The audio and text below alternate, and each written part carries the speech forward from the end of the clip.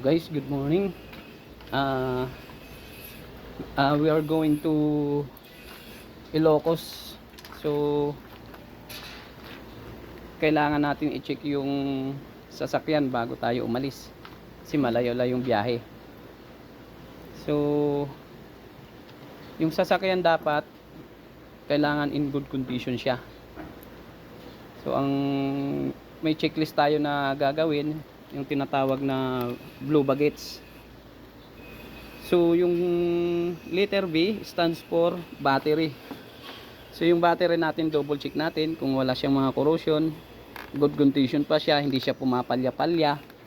Kasi kailangan yung battery natin, lalo't na gagamitin natin sa gabi. So lahat ng ilaw kasi pag sa gabi halos gumagana lahat yan.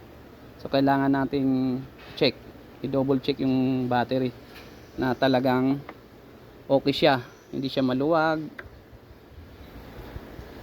Then sunod is yung lights. So kailangan yung ilaw kumpleto from headlight,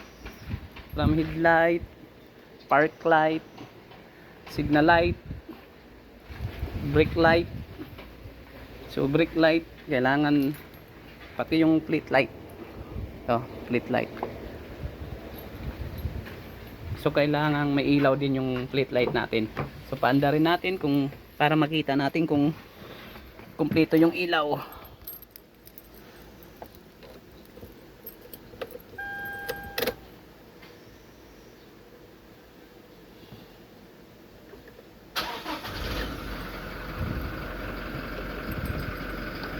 Ayan. So hazard muna tayo. Hazard. Check natin.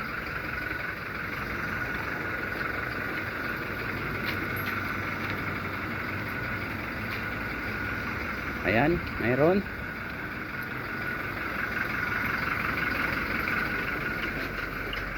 Signal light.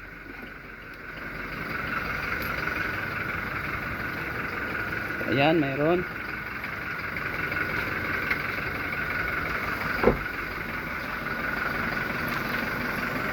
Ayan, mayroon.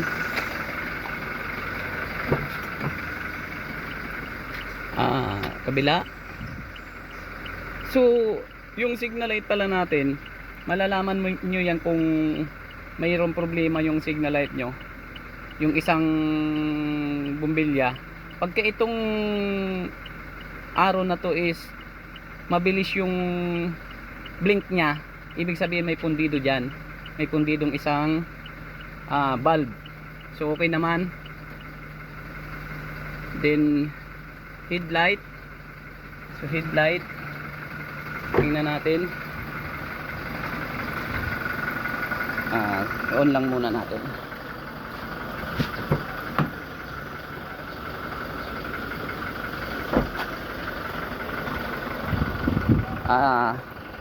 So ito pala guys, yung headlight kasi nito naka automatic siya. So pagka na-detect niyang medyo madilim na, automatic siyang nag-on. So mamaya pa natin malalaman. Then sunod dun sa glow baggage natin, tapos na tayo sa lights. Yung O stands for oil. So patayin muna natin. Patayin muna natin.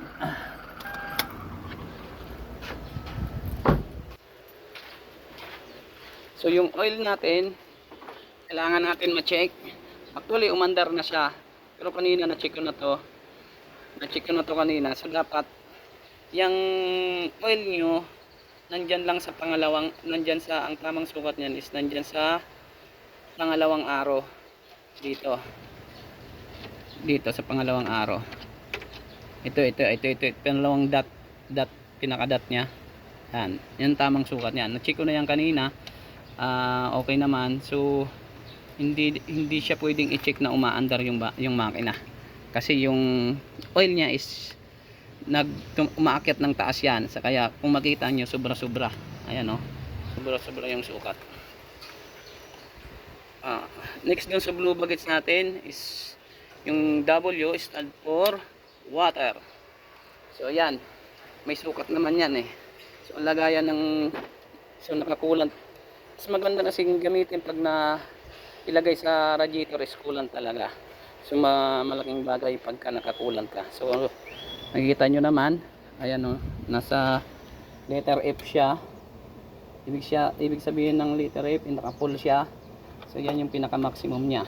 So hindi mo siya pwedeng punuin ng punuin talaga. So may sukat lang yan, ayan. So good naman siya.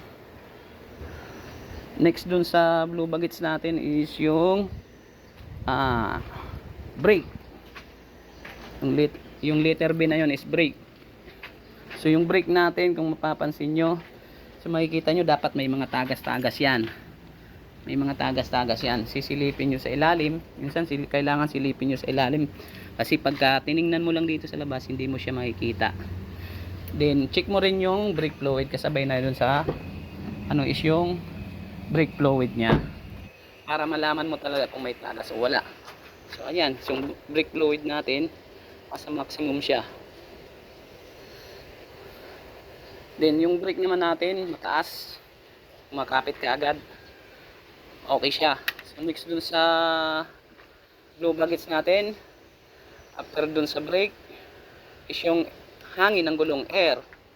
So yan, actually itong hangin ng gulong na to is hindi ko na siya pwedeng dagdagan kasi kaka PMS lang nito, galing Toyota. So kung ano yung hangin na binigay dyan, yan na yon. So i-double check lang natin kung nagbawas siya, kung medyo malambot, pero okay naman. Yan, sukat talaga yan galing sa kasa.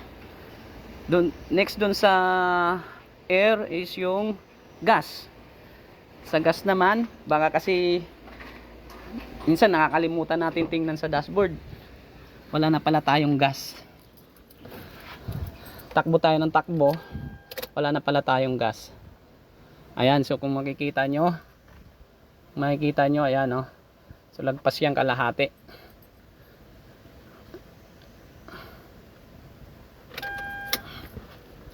Next dun sa gas is engine. Next dun sa blue bagets is yung letter E is engine. So yung engine natin kailangan natin i-check. Baka mamaya may mga natatanggal na ng mga socket dyan, lalo na sa mga ganitong klaseng makina, electronics. So kailangan i-check natin kung may mga natatanggal ng mga socket dyan. Yung sa alternator, ayan, alternator okay naman, walang mga tagas, wala naman tagas yung makina. Yan, so titingnan yung maigi dun sa ilalim, baka lumuwag yung ano nya, sa oil nya, yung drain plug. So kailangan i-check natin yan. Then after dun sa engine, next dun sa blue bagets is yung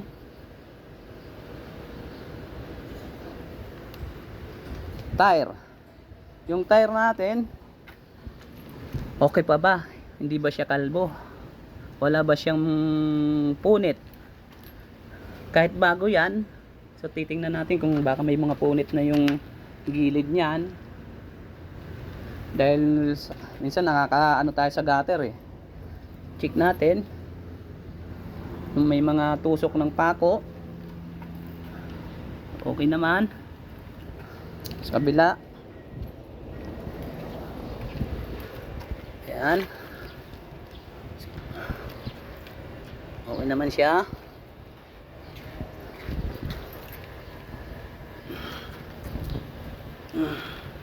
Okay naman, good naman siya. So next dun sa blue bagage natin, yung last but not the least is yung self. Ayan ang pinaka-importante, yung sa sarili natin, dun sa driver. Kasi ito yung pinaka-importante, kasi kahit good naman lahat yan, pero pagka hindi good yung driver, so possible magkaroon tayo ng problema. So kailangan yung driver is physically fit talaga siya pag nagbabiyahe tayo ng malayo. Hindi inaantok, hindi nakainom. So focus dun sa pagmamaniho. Yun ang pinaka-importante natin. Lalo't mga kasama natin is yung may mga bata tulad namin, kasama namin yung mga bata. So yun lang guys ang kailangan natin tandaan bago tayo umalis ng bahay.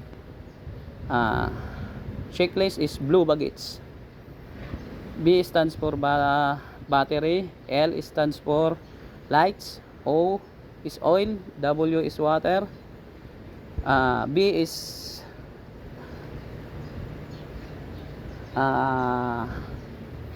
brake, A is air, G is gas, E is engine, T is tire, S is self. Okay guys, thank you for watching.